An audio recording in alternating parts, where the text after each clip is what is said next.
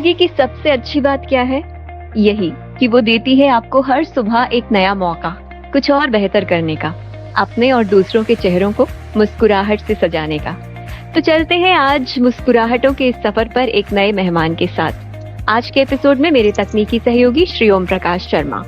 बातें दिल की विद सुषमा।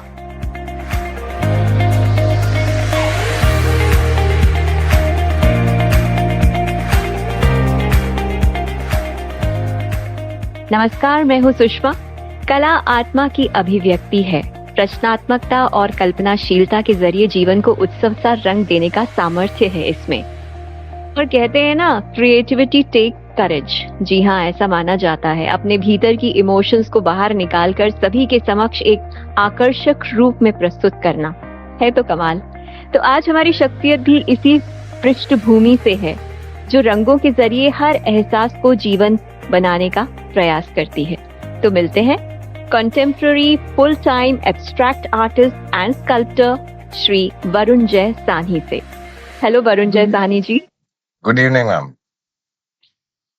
साहनी परिवार की बात करें तो पद्म भूषण, पद्मश्री जैसे सम्मान प्राप्त बुजुर्गों का परिवार, जहां नामचीन थिएटर एंड सिनेमा एक्टर्स और लेखकों की लंबी फहरिस्त रही। कला की दुनिया से गहरा ताल्लुक है आपका। किस तरह का असर आपकी शख्सियत पर पड़ा एक कलात्मक रूप से समृद्ध पारिवारिक इतिहास का?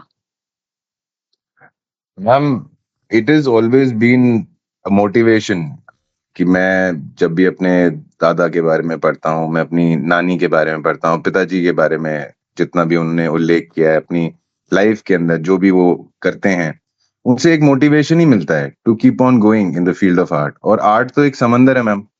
आपकी एक छोटी सी नाव है, आप उसके अंदर चले जा रहे हैं और जाने कितनी खूबसूरत चीजें देखने को मिलती है जब आप कला के क्षेत्र में होते हैं। तो एक मोटिवेशन हमेशा मिला मेरे को शुरुआत से ही, दोनों पक्षों से, मतलब चाहे वो मेरी मदर की साइड से रहे हों या मेरे फादर की साइड से रहे हों, दोनों की तरफ से मेरे को एक प्रॉपर मोटिवेशन मिलता रहा बचपन से कि नहीं, मेरे को कला की तरफ ही जाना। और रुझान बचपन से ही हो गया था मेरा कि नहीं, मेरे को जाना इसी तरफ है। जी। तो एक मोटिवेशनल रही लाइफ मेरी। मोटिवेशन आपको स्वतः ही मिल गया, इस तरह का माहौल रहा। तो क्यों ना सबसे पहले अपने दादाजी पद्मश्री बलराज साहनी जी की कुछ यादें जो आपके जहन में हो वो सबसे शेयर करें। मैम, मैंने उनको कभी ऐसे रूबरू तो मैं उनसे हुआ नहीं कभी, पर जी। हाँ, मैंने उनकी बहुत सारी मूवीज देखी। मेरे पिताजी के थ्रू जो जो उन्होंने अपने बचपन की कहानियां सुनाई, मैं बहुत बहुत खुश होता था। जिस तरीके से वो उसको डिलीवर करते हैं, जिस तरीके से बताते हैं, आदमी खो जाता है उनमें। तो वो बोलते थे और मैं उस दुनिया में चला जाता था जब वो छोटे थे, जब वो बचपन में थे। तो इतना खूबसूरत सफर हो जाता था उनकी बातों का, उनकी उनकी यादों का, कि वो एक प्रेरणा शक्ति बन गए मेरे लिए। मतलब आज भी जब मैं अपना काम करता हूँ, जब भी मैं पेंटिंग करना शुरू करता हूँ, मेरा ऊपर ऊपर आसमान में एक रहता है मन में कि हाँ, वो मेरे साथ में है। कहीं ना कहीं वो मुझे देख रहे हैं, वो मुझे प्रेरित कर रहे हैं, बता रहे हैं कि नहीं वरुण, ये रंग अच्छा है, देखो ये रंग के अंदर देखो कितनी खूबसूरती है। तो एक एक एक हमेशा उनके अंदर एक प्रेरणा शक्ति देखी, and the simplicity in that man. जो उनके अंदर एक सिंप्लिसिटी थी लाइफ को लेके, दुनिया को लेके, जैसे लोग हैं, जिस तरीके के हमारे आचार विचार हैं, जिस तरीके की जिंदगी हमारी एक है, या जिस तरीके का एक इंसान को नॉर्मली एक होना चाहिए, वो जितने सिंपल थे, उसी के अंदर ही इंसान खूबसूरती ढूंढ लेता है। तो छोटी छोटी चीजों में उनकी जिंदगी की बातों के अंदर, जैसे उनको चाय बहुत पसंद हुआ करती थी, तो वो अपनी वाइफ से कभी चाय बनवा लेते थे। तो वो, अगर उनको मौका मिल जाता था कि कभी हम चाय पी लें, तो वो चाय के साथ भी उनकी एक अलग ही दृष्टिकोण हुआ करता था। जिस तरीके से उन्होंने उस चीज को एंजॉय किया है लाइफ में, with the small things in life, वो बहुत मेरे लिए मोटिवेशनल रहा। दो उनकी लाइफ के अंदर ऐसे उतार चढ़ाव आए जहाँ पे बहुत सारी तकलीफें उन्होंने देखी, लेकिन उन तकलीफों से किस तरीके से वो निकल के आए। इमोशनल वो थे, सेंटिमेंटल वो थे, लेकिन उन इमोशंस और सेंटिमेंट्स को उन्होंने किस तरीके से अपनी जिंदगी के अंदर संभाला और संजो के अपनी जिंदगी को चलाया, वो मेरे लिए बहुत मोटिवेशनल रहे। तो मैं उनकी काफ़ी बिल्कुल। मूवीज़ वूवीज़ देखा करता था, तो वो चीज़ें मेरे लिए बहुत अच्छी होती थी। And the way he has, जिस तरीके से वो अदाकार थे, मतलब जिस तरीके से उन्होंने अपनी मूवीज़ भी करी, मैंने कभी जीवन काल में इतना खूबसूरत मनुष्य नहीं देखा होगा जितने वो थे। बिल्कुल सही कह रहे हैं आप, चाहे वो वक़्त फ़िल्म की बात करें या ऐ मेरी ज़ोहरा ज़ुबी की बात करें। बहुत सी जी। यादें हैं जब उनकी मूवीज़ को हम देखते हैं तो समझ आता है कि कितने सिंपल इंसान हैं लेकिन कितने बड़े कलाकार। आपके पिता पर आते हैं परीक्षित साहनी जी। कैसा था आपका बचपन उनके साथ बीते वो लम्हे जो आपके चेहरे पर मुस्कान दे जाते हैं? जैसे मैंने आपको अभी कहा कि वो बोलने में उनका एक बहुत ही अच्छा-सा वो था कि वो हर चीज़ को बड़ा अच्छे से नरेट करते थे। तो अच्छा, उनके द्वारा कहे गए जो जोक्स होते थे, वो मेरे को कभी भी ऐसे मतलब इतनी बुरी हालत हो जाती थी, मेरा चेहरा लाल हो जाता था। मैं हँसता ही चला जाता था, मैं हँसता ही चला जाता था। तो हर जोक वो मुझे आज भी याद हैं। मुझे आज भी अगर ज़िंदगी के अंदर कई ऐसी परिस्थितियाँ आती हैं आपके, जब एक आर्टिस्ट सोच में पड़ जाता है कि ऐसा क्यों? वैसा क्यों नहीं? उस टाइम पे जब बहुत ज़्यादा जद्दोजहद हो जाती है, तो मैं उनको याद कर लेता हूँ। मैं उनके उन उन उन पलों को याद कर लेता हूँ, मोमेंट्स को जहाँ पे वो मुझे हँसाया करते थे और मैं अपने आप नॉर्मल हो जाता हूँ। तो मेरा उनका बचपन से बहुत ज़्यादा अच्छा एक याराना-सा रहा। हम लोगों को मतलब मुझे कभी ऐसा नहीं लगा कि वो मेरे पिता हैं, ना उनको कभी ये मैंने महसूस करने दिया कि मैं उनके बेटे जैसा ही हूँ। हमेशा हम दोनों के बीच में एक भाई जैसा रिश्ता रहा। तो कोई भी मन की बात कह देना, उस बात को कितने सहज तरीके से समझा देना, हमेशा तैयार खड़े रहना कि हाँ भाई बताओ और आज क्या करना है? आज का क्या प्लान है सुबह का? तो एक एक डेडिकेशन लेके आना एक बच्चे के अंदर कि तुम्हारा एक दिनचर्या होनी चाहिए। लोग बाग usually parents are very harsh sometimes with their kids, but he has never been harsh with me. ना उन्होंने कभी हुँ, मुझे एक तरीके से कभी डाँटा, ना कभी किसी तरीके से मेरे पे कभी कोई हाथ उठाया हो, कभी ऐसा कोई पल नहीं आया जब उन्होंने मुझ पे हाथ उठाया हो। उन्होंने हर पल को इतने अच्छे से सहज तरीके से मेरे को सिखाया कि ज़िंदगी ऐसे नहीं लगी कि कभी बहुत ज़्यादा मेरे ऊपर कोई बोझ आ गया हो। उस बोझ को भी उन्होंने इतने अच्छे से समझाया कि वो चीज़ मेरे ज़हन में उतर गई। जी। आपकी परवरिश में कुछ फ़िल्मी असर रहा? कभी एक्टिंग की तरफ झुकाव नहीं हुआ क्योंकि माहौल सारा वही रहता होगा? एक्टिंग की तरफ मैंने झुकाव तो है मतलब जैसे मैं कभी-कभी थिएटर करने का मेरा मन करता है तो मैं थिएटर कर लेता हूँ। But my father has always emphasised कि तुम थिएटर की तरफ ध्यान दो। बिकॉज़ मेरे दादाजी भी थिएटर करते थे। मेरे पिताजी ने भी कई वर्षों थिएटर ही किया है थोड़ा-थोड़ा। तो हुँ, उनका ये था कि तुम थिएटर की तरफ करो। इसमें तुम्हारा अंदर से कुछ ट्रांसफॉर्मेशन होगा जो तुम्हें लाइफ लॉन्ग एक क्रिएटिव एस्पेक्ट में रखेगा। तो वो एक इनका मोटिवेशन रहता था। वैसे मैंने स्कूल के अंदर जब मैं अपनी 8th या 9th में था तब मेरे को एक रोल मिला था जिसमें मैं गधा बना था। वो अच्छा, रोल मुझे बहुत याद इसलिए रहता है क्योंकि उसमें मेरे कोई डायलॉग नहीं थे। मुझे सिर्फ़ ढैंचू-ढैंचू करनी थी। लेकिन मैं उस अच्छा। ढैंचू को बिल्कुल वैसे ही करता था जैसे एक्चुअली में जानवर करता है। उसमें हुँ, कह नहीं सकते कि ये जानवर ने किया, ये इंसान की आवाज़ है। तो वो बड़ा हुँ, अच्छा-सा था and it was the most beautiful performance of my entire life. उसके बाद वाह! मैंने थोड़ा-सा जब मैं थोड़ा बड़ा हो गया तब मैंने और भी दोस्तों यारों में जो भी हमारे जानकार थे मिलने वालों में जिसने भी जो भी कहा कभी हम पेड़ बन गए, किसी ने कहा कभी हम हनुमान बनना तो हम हनुमान बन गए, हम एक बार गांधी भी बने। फिर हम विष्णु भी बने, तो ऐसी चीज़ें चलती रही हमारे। पर ये एक जो कि नहीं हमें सिर्फ़ उस लाइन की तरफ जाना है, वो प्रेरणा है, मन में एक होता है कि नहीं हम उस तरफ जाएँ या कुछ भी। लेकिन जब आप एक आर्टिस्ट होते हैं, एक संपूर्ण आर्टिस्ट, जो मेरे पिताजी हमेशा कहते हैं कि your my grandfather was a complete artist. He was a master of a lot of things. वो हुँ, बोलने में भी अच्छे थे, वो लिखते बहुत अच्छा थे, उनकी अदाकारी बहुत अच्छी थी, वो पेंटिंग भी थोड़ा-थोड़ा करते थे, वो भी बहुत अच्छा था। That is what a complete artist is. Right तो तो वो एक चीज़ होनी चाहिए, जैसे पृथ्वी है, जैसे प्रकृति है, हवा भी बहुत खूबसूरत है, इसमें सूरज की किरणें भी बड़ी खूबसूरत होती हैं, बारिश आती है, वो भी बहुत अच्छी लगती है। तो हम उसको कहते हैं ये प्रकृति है। प्रकृति एक नहीं होती, प्रकृति में सब कुछ आता है। बिल्कुल, तो आपने उन सभी की शख्सियतों की जो गहराई थी, जो गहरी बात थी, उसको आत्मसात करने की कोशिश की और इसी ने आपको आगे बढ़ाया। तो आते हैं रंगों से भरी तूलिका पर, कब थामी आपकी उँगलियों ने ये तूलिका? मैं बचपन से ही अपनी नानी को देखता आया हूँ because she has been a principal वो अलवर में स्कूल था आर्य कन्या, वो उसकी प्रिंसिपल थीं। तो अच्छा। हमारी मदर तो सर्जन थीं, तो सारे टाइम उनका तो ये रहता था कि वो अपने पेशेंट्स के ऊपर ध्यान दें। तो बड़ा मुश्किल हो जाता था कि बच्चे को कहाँ छोड़ें, छोटा है कहाँ रहेगा। तो हमारी नानी हमारे को देखने के लिए वहां से सब कुछ अपना छोड़ छाड़ के यहाँ आ गई। तो उनका बड़ा शौक था क्रिएटिविटी की तरफ, वो क्राफ्ट में बहुत अच्छी थी, पेंटिंग में बहुत अच्छी थी। तो हम बचपन में देखते थे वो कैनवस लेके शुरू हो जाती थी, सुबह सुबह हम बैठे रहते थे वहां बैठे बैठे। तो वो हमें पेपर और कलर्स दे देती थी, तो हम बनाते रहते थे थोड़ा थोड़ा थोड़ा थोड़ा अपने तरीके। उन्होंने देखा कि ये बच्चा 24 घंटे बैठ के बना सकता है, इसको कुछ खाने पीने की जरूरत नहीं पड़े, लेकिन ये बनाता रहेगा, इसको बड़ा रुचि है। उन्होंने फिर वहां से मेरे को एज अ मेंटर कह लीजिए, एज अ गाइड कह लीजिए, या एज अ टीचर कह लीजिए, उन्होंने उस तरीके से मोल्ड करना शुरू करा, जहाँ पे मैंने 5 साल की उम्र में एक्चुअली जाके शुरू करना शुरू कर दिया था कि हाँ मेरे को अब कैनवस पे, उन्होंने लगा दिया था कि हाँ अब तुम कैनवस पे बनाना शुरू कर दो। अच्छा। उनका हमेशा यही दृष्टिकोण था कि उन्होंने जो एक चीज मुझे सिखाई कि गोला कैसा भी हो, चाहे वो आड़ा हो या टेढ़ा हो, वो तुम्हारा गोला है। उस गोले को हुँ, एकदम बढ़िया बनाना इज नॉट द टास्क। जो भी तुम बनाओगे, जैसा भी बनाओगे, वो रिप्रेजेंट करना चाहिए जो तुम्हारे मन के भाव हैं। हुँ। क्योंकि हम एक ऐसे जी। परिवार में थे जहाँ पे सुबह शाम यज्ञ भी होता था, मंत्रों का उच्चारण होता था, तो वो एक मन में स्पिरिचुअलिटी भी आती थी, शांति भी थी, और इस ये जो रंगों के साथ जिंदगी का सफर होता है, हुँ, जब आपको सारे, जैसे मेरी बेटियां मुझसे पूछती हैं आपका फेवरेट क्या है, मैंने कहा मेरे तो सारे कलर फेवरेट है।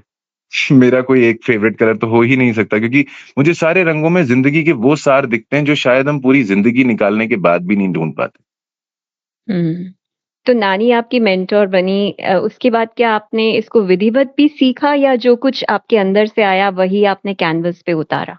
यूजुअली तो जो मेरे मन में आता है मैं वही कैनवस पे निकालने की कोशिश करता हूँ, क्योंकि वो बहुत इंपॉर्टेंट है। हम जब पढ़ाई भी करते हैं as a student in college, या जो भी हम करते हैं, उसमें हमारे को एक एक एक बाउंड्री के अंदर रह के आर्ट को सिखाया जाता है। Whereas art is actually boundary less, उसमें कोई दीवारें नहीं है। वो एक फ्लो होना चाहिए जो आपके भीतर से आता है। कई ऐसे आर्टिस्ट हैं जो बिल्कुल सेम टू सेम बनाते हैं, लेकिन कई ऐसे आर्टिस्ट हैं जो बिल्कुल सेम नहीं बनाएंगे, लेकिन उसका मतलब बहुत ज्यादा गहरा होता है। जी। तो हमने थोड़ी पढ़ाई करी इसके पीछे, हम कई स्कूल्स भी गए, हमने छोटे छोटे कोर्सेज भी करे जिंदगी के अंदर।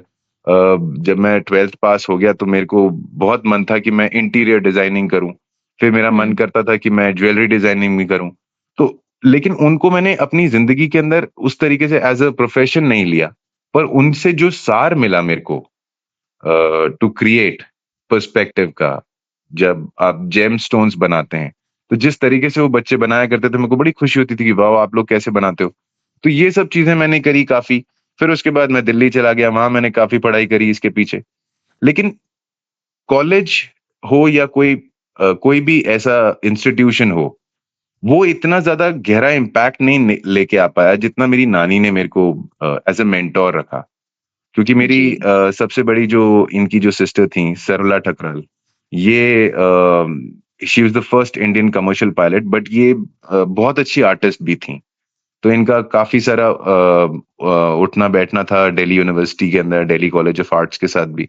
तो ये उनके साथ रहते हुए मैं उनके अंडर के अंदर भी, पहले नानी से, फिर उनके मेंटोरशिप में, उनकी गाइडेंस में मैंने काफी कुछ पढ़ा। तो हुँ, हम ये कह सकते हैं कि हमारे पास थोड़ी प्राथमिक विद्या भी है, और थोड़ा हमारे पास वो एक्सपीरियंस है जो हमने एक्चुअली मास्टर्स से लिया। यूजुअली एक आर्ट फील्ड के अंदर सबसे ज्यादा पेंटिंग में मुझे कहीं ना कहीं आज भी ये लगता है कि जो आर्टिस्ट हैं उनके पास अच्छा टीचर नहीं हो पाता, एक ऐसा गुरु हुँ, जो आपको सही मार्गदर्शन बता पाए, आपके अंदर की प्रतिभा को निकाल सके, वो कम हो बिल्कुल। पाता है। मैं हुँ, खुशकिस्मत हूं कि मेरे को जिंदगी में, परिवार में ऐसे लोग मिले जिन्होंने मेरे को उस तरफ जाने दिया कि नहीं तुम करो, तुम कर सकते हो, तुम में एक अलग प्रतिभा है, तुम इस चीज को ऐसे देखते हो, यही देखने का तरीका होता है। वो नजरिया बनाता है इंसान की आर्ट। तो ये बिल्कुल। मेरा सफर कुछ इस तरीके का रहा। और इस चीज़ को पहचानना बहुत बड़ी बात है और आपकी नानी ने या जो भी लोग आपके क्लोज़ रहे उन्होंने इस बात को पहचाना और आपको वो खुली हवा में जाने का मौका दिया। If I could say it in words there would be no reason to paint. बहुत फेमस ये एक लाइन है।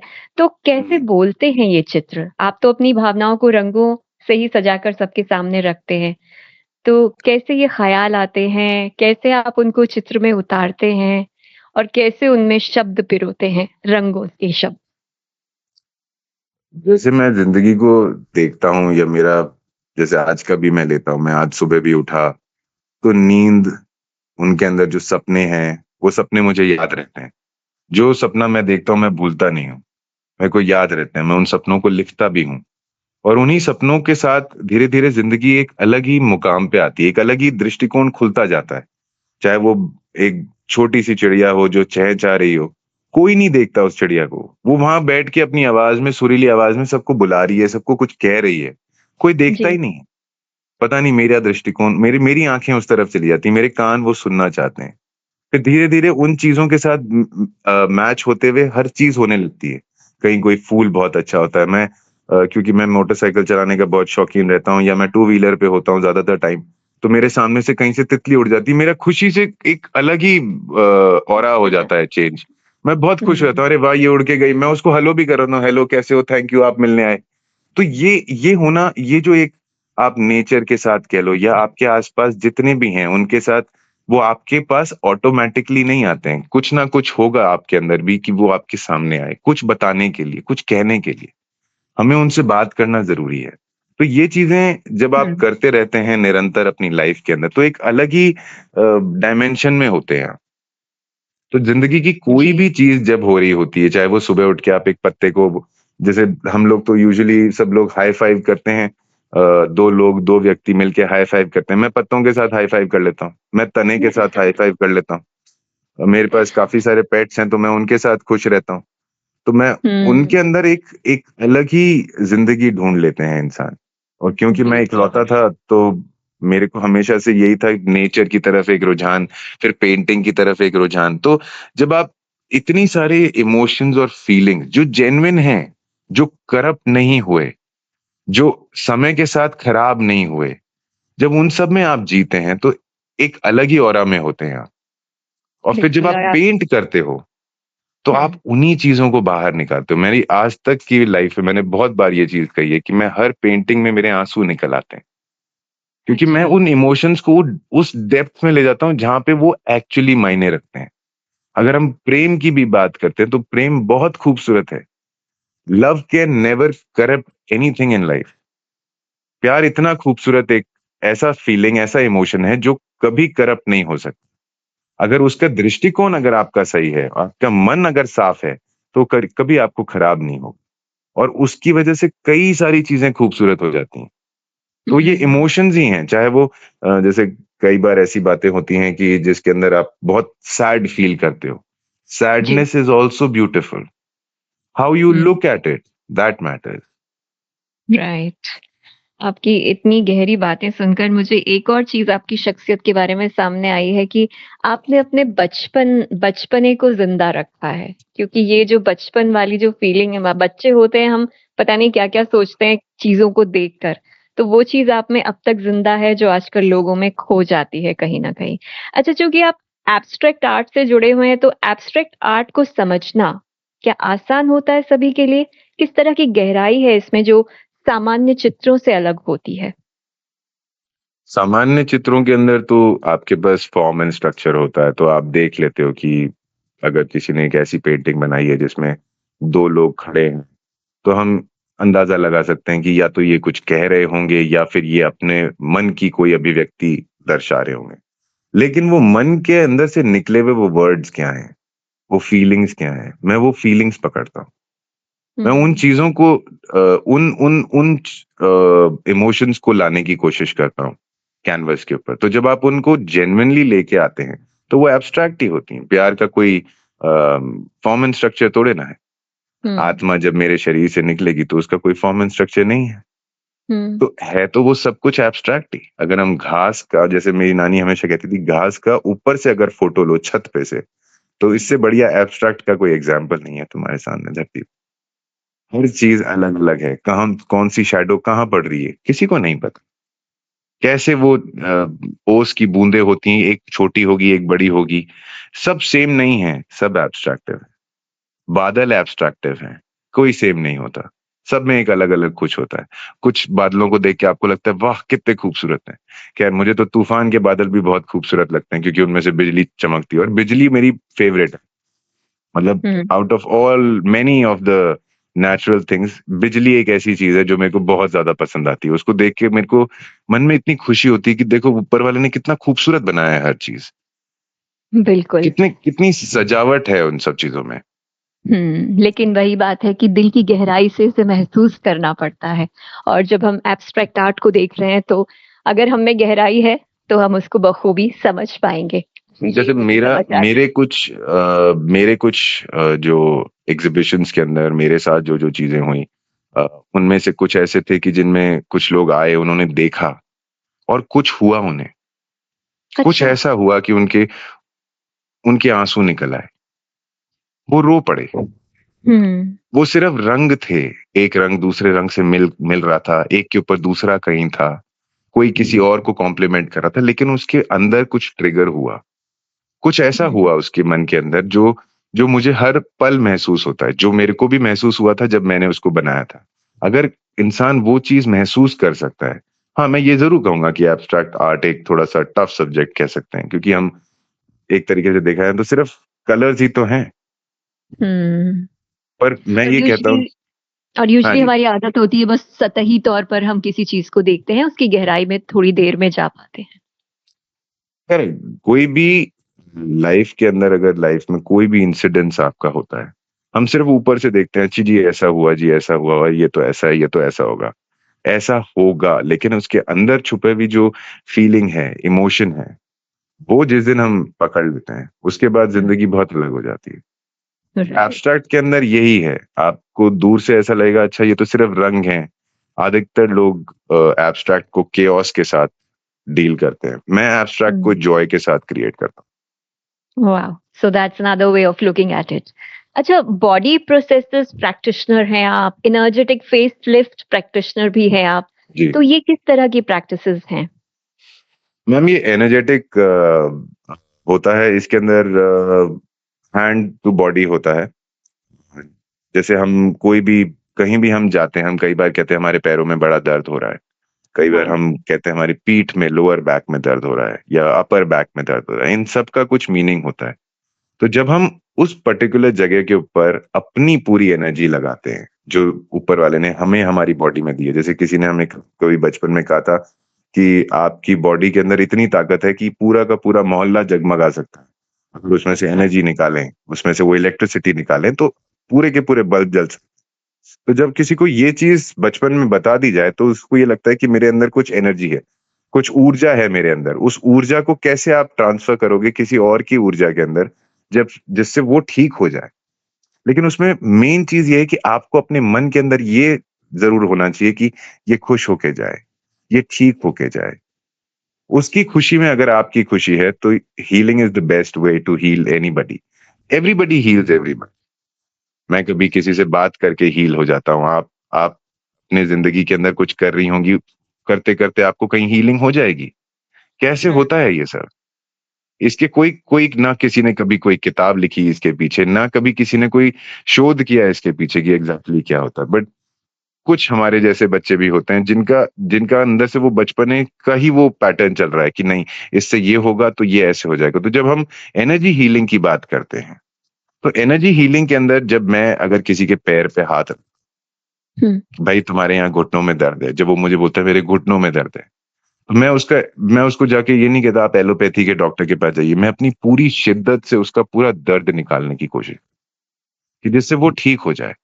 और हम्म। एनर्जी हीलिंग जो मैंने सीखी है, उसके अंदर यही बताया जाता है कि आप किस तरीके से किसी और के दर्द को अपने आप, आपके ऊपर भी नहीं आएगा वो, आप धरती में उसको दे दें।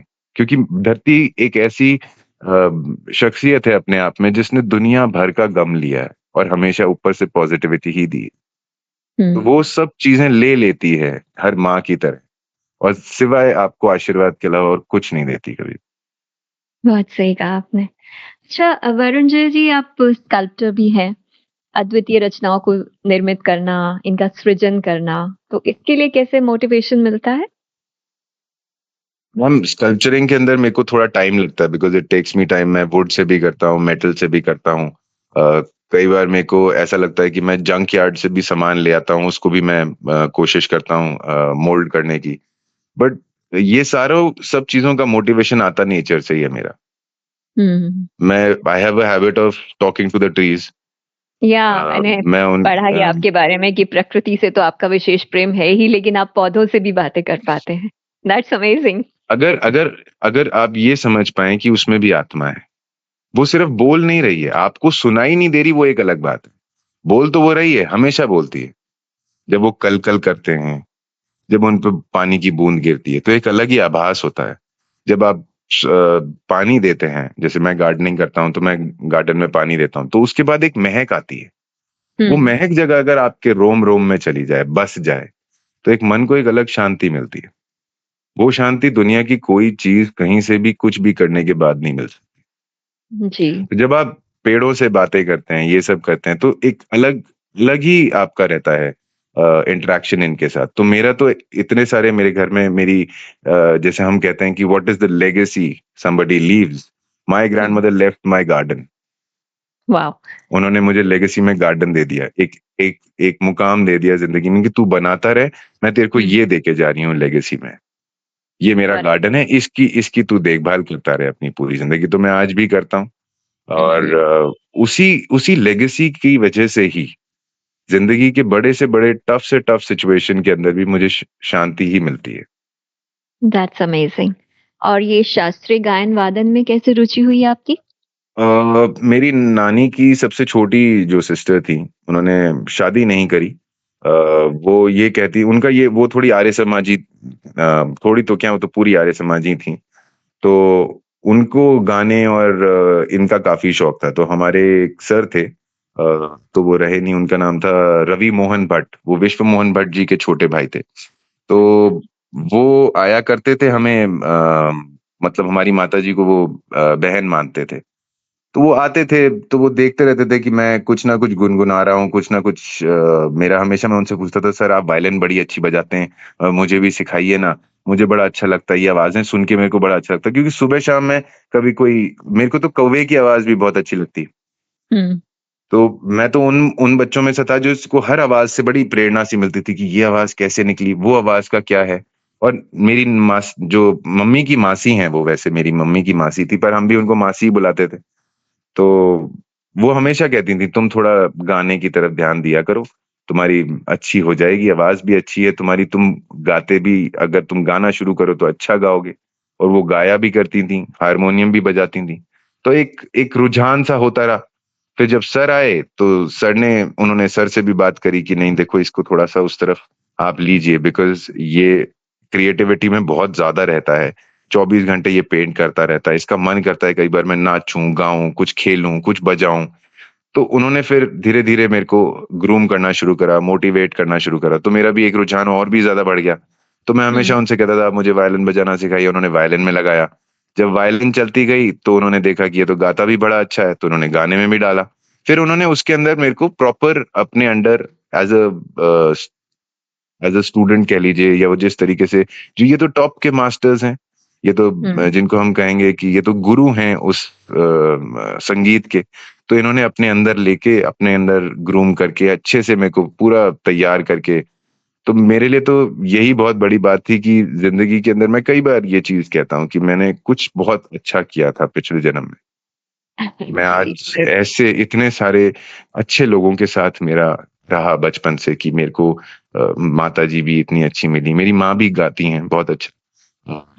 कई बार तो मैं उनको भी सुनता रहता था बचपन में, तो एक रहता था कि मैं मम्मी को कहता था आप गाया करो, लाइक मैं क्या गाऊं, तुम गाया करो, तुम गाते अच्छा हो। उनको फ्लूट, हम लोग स्कूल में फ्लूट उसमें थे, स्कूल बैंड में, तो हमने वहां फ्लूट बजाना सीखा। फ्लूट बजाने के बाद से फिर हमने वायलिन, और फिर इंस्ट्रूमेंट्स जितने आते चले गए। जिसने जो जो बोला कि भाई ये इंस्ट्रूमेंट अच्छा है, चलो ये भी सीख लेते हैं, वो अच्छा है, चलो वो भी सीख लेते हैं। अगर आपका हाथ सरगम पे बहुत अच्छा बैठा है, मैं वही कहता हूँ हर बच्चे को, whether it is an artist non artist, अगर आपका बेसिक्स क्लियर है, तो आप कुछ भी बना सकते हो। एक और पैशन की आपने बात करी थी, बाइक राइडिंग। इसके रोमांच से क्या कुछ सीखा आपने जब हम बाइक राइडिंग की बात? मेरे पास मेरे on my left hand there is a tattoo which says freedom. It's a small word actually, but उसके पीछे इतना कुछ डेप्थ है कि हम कई बार समझ नहीं पाते। और मोटरसाइकिल हमें वही फ्रीडम बताती है, वो फ्रीडम जो शायद मतलब मैं आज तक कभी बिना हेलमेट के चला नहीं, मैंने कोई ट्रैफिक रूल ब्रेक नहीं करे कभी।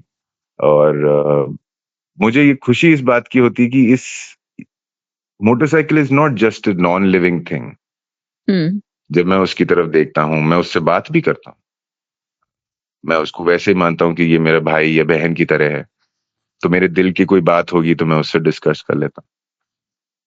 मोटरसाइकिल मेरी जिंदगी का एक वो पहलू है जहाँ पे उसने मेरे को जीवन में वो जगह पे ये सिखाया कि जीवन जीने का मतलब ये नहीं कि तुम तेज दौड़ो, तुम्हारे पास सीसी बहुत हो, तुम्हारे पास बहुत बड़ा इंजन हो, तो इसका मतलब ये नहीं कि दौड़ जाओ। आराम से चलना। एक when you have great power it comes great responsibilities also. तो ये चीजें बहुत ऐसी डीप थिंकिंग और डीप सिनोनिम्स मेरे को उसने बहुत कुछ सिखाए। प्लस आई एम ग्रेटफुल कि मेरे को मोटरसाइकिल जिन्होंने भी सिखाई वो मेरे टीचर ही थे। वो मुझे पढ़ाने आया करते थे केमिस्ट्री और फिजिक्स। तो वो देखते थे कि बच्चे का ध्यान इधर उधर बार बार बढ़ता है, कि ये बार बार बोलता था कि मैं मेरी पेंटिंग सूख जाएगी सर, तो मेरे को दूसरा लेयर लगाना पड़ेगा, आप मुझे जल्दी खत्म करें तो मैं फिर जाऊं। तो वो उनको लगता था कि पता नहीं एग्जाम में कैसे परफॉर्म करेगा। होता है, हर टीचर का होता है। तो हम्म। उन्होंने मेरे को इस तरीके से एक डील ब्रेकर करके कहा कि तुम पढ़ लो 1 घंटा, मैं तुम्हें मोटरसाइकिल चलाना सिखाऊंगा। अच्छा। मैं बहुत खुश। मैंने कहा वाह, इससे बढ़िया और हो क्या सकता है। कुछ नया सीखने को मिलेगा और जिंदगी में उन्हीं की बदौलत मैंने आज तक मोटरसाइकिल का सफर मेरा आज भी चलता है। मैं हर मोटरसाइकिल जो भी नया लॉन्च होती है बाइक इंडिया में, मैं बहुत खुश होता हूँ देख के कि वाह इसके अंदर कितनी खूबसूरती है। मैं जाके देख के भी आता हूँ कि वाह इसके अंदर कितना कुछ अच्छा है। लेकिन these are not just non living objects, hmm. They are living living souls for me. आपको पूरी जिंदगी पता चल जाती है एक मोटरसाइकिल में। Petrol is like a fuel, जैसे हम खाना खाते हैं, हम कितना थ्रॉटल लगाएं, हम जिंदगी को कितनी तेज बढ़े उसमें कि हम अपने मुकाम तक पहुंचे। मुकाम तक पहुंचना जिंदगी का सार है या उस जर्नी को एंजॉय करना सार है। ये सब चीजें मेरे को मोटरसाइकिल से आती हैं। हम्म। आपका जो आर्टिस्टिक वर्क है वो आपके लिए मेडिटेशन है, तो कितना सुकून दे जाता है ये सब? कैसे लाइफ में एक बैलेंस बना के रखती हैं ये सारी चीजें? बहुत शांत रहता हूँ मैम। मेरे हेलमेट के ऊपर एक बहुत अच्छी सी लाइन लिखी हुई है, listen to your silence. Hmm. This means a lot. कभी या। कभी जो आप साइलेंस के अंदर जो जिसको हम कहेंगे कि कई बार मन एकदम शांत भी होता है और कई बार इतनी तेज चीख भी निकलती है साइलेंस के अंदर ही।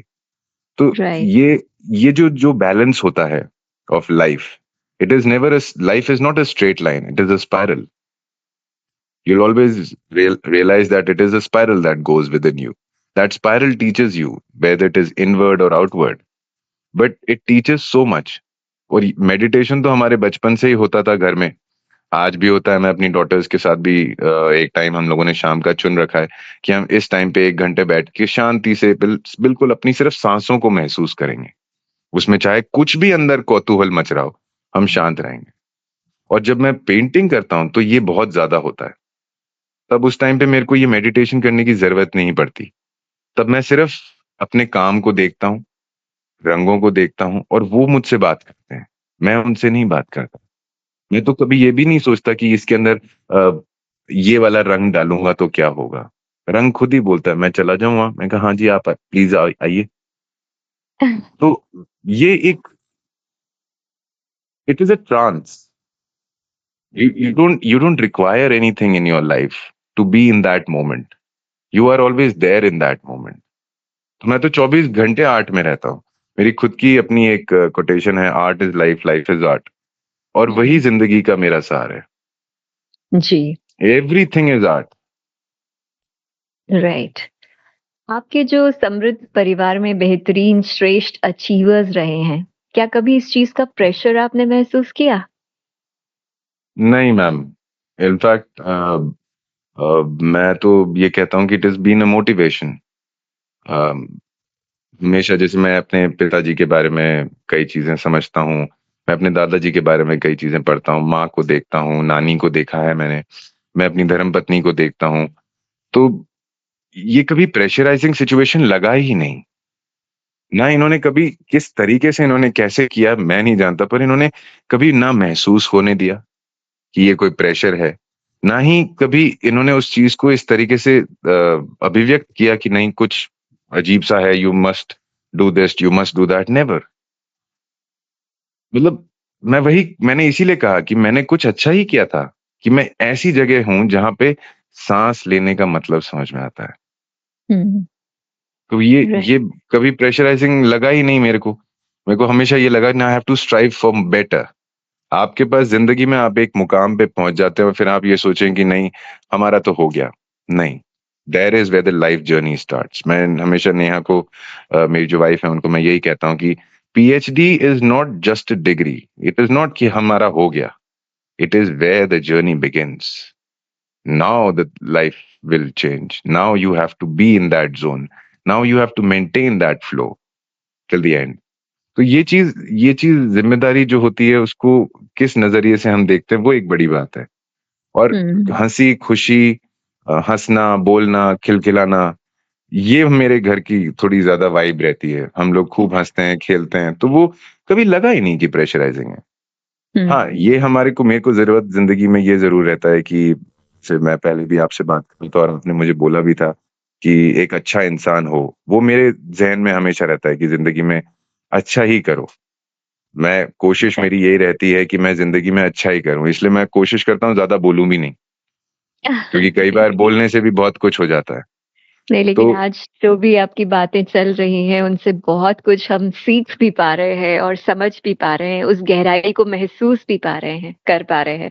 बहुत सी बातें आपने शेयर की अपने बुज़ुर्गों की, अपने रिलेटिव्स की, अपने गुरुओं की।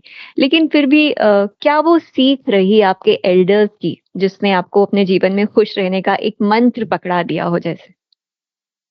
शायद मेरा बचपना जो है, जिसको आपने अभी कहा कि वो जो एक चाइल्ड लाइक है, वो मेरा अभी तक जीवंत है। वो एक ऐसी चीज़ है जो मेरे को कैरी ऑन फॉरवर्ड करती रहती है। तो एवरीथिंग मैं 24 घंटे सोचता रहता हूँ क्रिएटिविटी के बारे में। तो ये एक चीज़ है जो किस तरीके से मेरे ज़हन में है मुझे खुद भी नहीं समझ में आता। लेकिन वो मेरे को कभी डाउन नहीं होने देता। मुझे कभी ऐसा नहीं लगता कि नहीं आज नहीं बनाए। मेरे को हमेशा लगता है आज और ज़्यादा बनाते हैं, आज और ज़्यादा करते हैं। तो मैं, मेरी डॉटर्स हम लोग सब लगे रहते हैं। I have tried to cultivate that positive aspect of creativity and painting in them. But उन लोगों ने अपने आप ही पिकअप कर लिया। मेरे हुँ, को कुछ करने की, ना बताने की, ना कुछ करने की ज़रूरत नहीं थी। Both of them are abstract artists. वो आज के वाह! टाइम में भी कुछ ऐसे आर्ट वर्क्स बनाती हैं जो शायद मैं भी उनसे पूछ रहा था, ये कैसे किया तुमने? फिर हुँ। वो उसको समझाती भी नहीं, मुझे पता तो नहीं था कैसे किया मैंने, बट ये हो गया। और वो जब बच्चा जब वो चीज़ बोलता है, तो उसमें इतनी मासूमियत है, इतनी ऑनेस्टी है। मन मैं बहुत इमोशनल हो जाता हूँ उस टाइम। मेरे इमोशंस फ्लो कर जाते हैं, फिर वो पूछती भी है आके, "क्या हुआ? आपको ऐसा क्यों हो रहे हो?" लाइक ये मैं उसको बताता भी हूँ, मैं कहा ये बहुत, बहुत ऑनेस्ट है। इतनी हुँ, ऑनेस्टी से तो दुनिया भी नहीं चलती बच्चे। जी। और आज के वक़्त में आपका वो बच्चा अंदर का ज़िंदा है। I mean I must say that you are very lucky और आपकी जो लाइफ़ जर्नी है वो बहुत कुछ सिखाने की सीखने की प्रेरणा देती है सभी को। अपने आर्ट फॉर्म को आने वाली जनरेशन के साथ किस तरह बाँटना चाहेंगे? आपकी बेटियाँ तो हैं ही इसमें आगे और किस तरह से I would चीज़ों तक I would I would recommend everybody, every human soul on this planet to keep creating something. छोटा, बड़ा, खराब ये सब चीज़ें नहीं सोचना है। हमें सिर्फ़ बनाना है। चाहे आप अपने गुस्से के अंदर रंगों को सिर्फ ऐसे स्क्रिबल ही क्यों ना करो, करो। जो उसके बाद जो शांति आएगी, ये मत सोचो इसका क्या होगा, ये देखो कि अंदर से क्या हुआ। और उसी के अंदर ज़िंदगी की बहुत सारी चीज़ें खुल जाती हैं। ना कहीं जाने की ज़रूरत पड़ती है, ना किसी से कुछ पूछने की ज़रूरत पड़ती है। आपको अपने अंदर ही आंसर्स मिल जाएँगे। मेरे को बचपन में नानी हमेशा कहती थी और मासी जी ने भी हमेशा ये चीज़ कही है कि ऊपर वाले ने हमें अपने जैसा ही बनाया है। तो जब उनके पास भी सारे सवालों के जवाब हैं, तो कहीं न कहीं हमारे पास भी सारे सवालों के जवाब हैं। हम तो देख ही नहीं रहे हैं ना अपने अंदर, हम बाहर की तरफ देखते हैं। जैसे जब मैं ये कहता हूँ कि आप नेचर की तरफ देखें, तो नेचर क्या है? नेचर आप हो, आपका अंतर्मन नेचर है। सबके अंदर वो सब कुछ है। I mean, there is a heart chakra which is green. It is not red. It is green, and green is outside. How can somebody not miss that? एक हम्म। फूल को देख के खुश हो जाते हो, लेकिन उसको तोड़ो मत। वो भी किसी का बाप, भाई, बहन, बेटी, माँ होगा। उसकी वजह से भी कई चीजें चल रही होंगी उस पूरे पेड़ में। तोड़ो मत कुछ, जोड़ के रखो उसको, लेकिन महसूस करो वो क्या कह रहा है। हम्म। सुनोगे, शांत रहोगे, मन को शांत रखोगे, तब सुन पाओगे क्या हो रहा है। अगर मन ही शांत नहीं हुआ तो फिर कैसे चलेगी लाइफ? तो नष्ट करने की जगह क्रिएट करना है, वो सीखना है। करेक्ट। जी। वरुण जय सर, वो स्वप्न आपके जो अभी पूरे होने बाकी हैं, कुछ ऐसा? कई हैं मैम, कई ऐसे स्वप्न हैं जो मुझे लगते हैं पूरे होने हैं। बट जिस तरीके से मेरी धर्मपत्नी मेरे को प्रेरित करती हैं, she is a professor in Sanskrit, hmm. तो मेरे को काफी कुछ उनसे सीखने को भी मिलता है, मदर से भी सीखने को मिलता है। पर मेरी माता जी बहुत ही, she is a strong female, she is a self made female. वो भी मेरी तरह से इकलौती हैं, तो हम एक दूसरे को ज्यादा अच्छे से समझ पाते हैं। प्लस मेरी माता जी के साथ मेरा रिश्ता माँ बेटे से ज्यादा बहन भाई का रहा, दोस्ती का रहा। तो वो हर चीज को इतने अच्छे से समझाती हैं। मैं उनको कई बार पूछता हूँ, मैंने कहा जिंदगी में आगे और अच्छा करना है और ये करना है, तो वो हमेशा एक चीज बोलती हैं, अभी भी तो बहुत अच्छा हो रहा है भाई। ये कुछ ऐसे वर्ड्स होते हैं जो प्रेरणा शक्ति देते हैं। हम उन चीजों की तरफ ना देखें कि आगे क्या होगा। अगर हमारा आज बहुत अच्छा है, हमारा कल भी अच्छा होगा। हम पहले से प्रिपेयर कर लेते हैं ना कि हमारी ये प्लानर है, हम ये करेंगे, हम ये करेंगे, हम ये करेंगे। आपको कैसे पता उस दिन आप कैसे रहेंगे? हम्म। आप आज को अच्छे से करिए, कल अगले दिन जब सवेरा हो तब आप बोले थैंक यू गॉड, बड़ा मजा आया। आप हर चीज में खुश रहने की कोशिश कीजिए, पॉजिटिव रहने की कोशिश करें। और जब उस आप मोमेंट पॉजिटिव को रहते जिए हैं जो तो चल रहा है। जी। करेक्ट, जो भी आ रहा है। जैसे कई बार मुझे, मेरे आसपास वाले होते हैं, जो अभी बहुत तेज बारिश हुई, बहुत ही अच्छी बारिश थी वो, तो सब कह रहे थे अरे देखो कितनी ज्यादा बारिश हो रही है। मैंने कहा जब हमारे जयपुर के अंदर बारिश नहीं होती, वैसे भी मरुथल है, बड़ी मुश्किल से बारिश होती है, मैं कहा बारिश हो रही है एंजॉय करो। हम्म। जरूरत क्या है ये बताने की, नहीं अरे देखो ज्यादा हो गई। ज्यादा और कम कुछ नहीं होता। ये वैसा ही है जैसे प्रेम है, भगवान को प्यार आया, उन्होंने तुम पे ऊंट ढेल दिया। Hmm. Live like this rather than thinking कि ये क्या होगा, इससे क्या हो जाएगा। आई अंडरस्टैंड बहुत सारे लोगों के घर गिर गए, आई नो बहुत सारे लोगों की तकलीफें हो गई, तो उन्होंने, भगवान आपको प्रतिपल ये चीज समझाने के लिए ही कुछ करता है। जी। बस आपको देखने की ऑब्जर्वेशन पावर अपनी सही रखनी है कि कहाँ पे देख रहे हो। हम्म। एग्जैक्टली। सो वरुण जय सर, आई मस्ट से कि आपसे बात करना, आपकी बातों को सुनना एक बहुत ही अनूठा अनुभव रहा है। बहुत लेयर्स हैं आपकी पर्सनालिटी में जिनको हमने कोशिश की है एक एक करके हटाने की, और बहुत कुछ जानने की, और बहुत कुछ आपकी बातों की गहराई में जो छुपा हुआ था वो हम जान पाए हैं। It was so lovely to talking to you. Thank you so much for being with us. Thank you ma'am. मैं तो आपको शुक्रिया अदा करूंगा कि आपके सवाल इतने हार्ट टचिंग थे।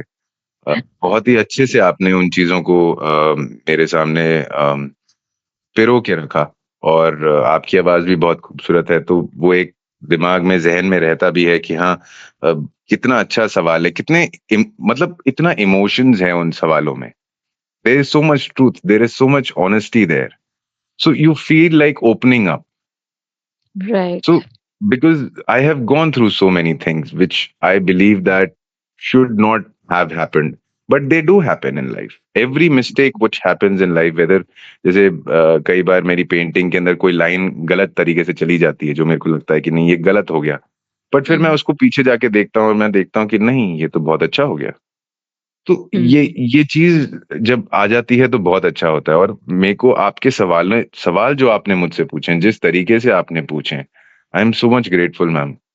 Thank you so much Varun ji sir for saying that, और हमारी बहुत सारी शुभकामनाएं आपके रंग जो हैं वो इसी तरह की खास अनुभूतियां सबके अंदर भरते रहें, उन्हें प्रेरित करते रहें। Thank you so much. Ma'am, thank you.